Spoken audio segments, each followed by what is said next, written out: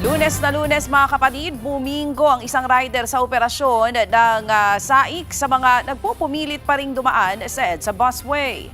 Patong-patong na violation ang hinaharap ngayon ng rider na sinubukan pa ngang tumakas ng masita. Ang kanyang ginawa sa Express Report na ito.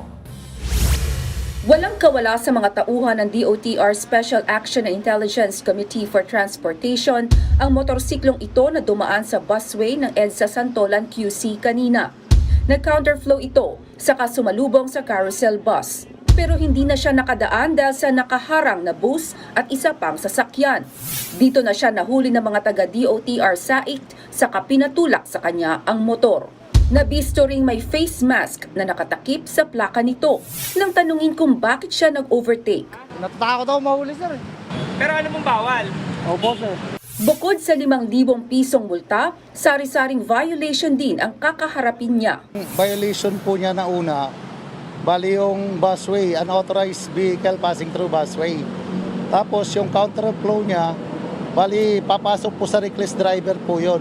Tapos yung plaka po niya, tinatakpan ng face mask. Baka dati na niyang ginagawa para hindi siya ma-engkap.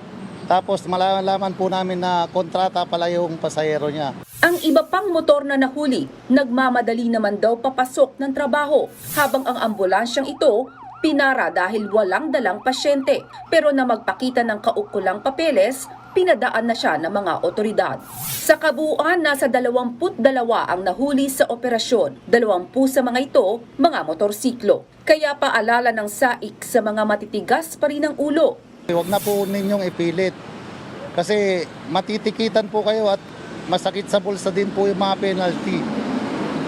Isipin nyo na lang po yung pamilya nyo. 5,000 piso ang multa sa first offense sa pagdaan sa EDSA busway. Pero papalo ito sa 30,000 na multa at pagbawi sa lisensya sa mga aabot sa fourth offense. Nagbabalita mula sa Frontline, Naomi Dayrid, News 5. Mga kapatid, Ruth Cabalco, para sa mabilis na pasada ng mga balitang dapat niyong malaman, mag-follow at mag-subscribe sa social media pages ng News 5.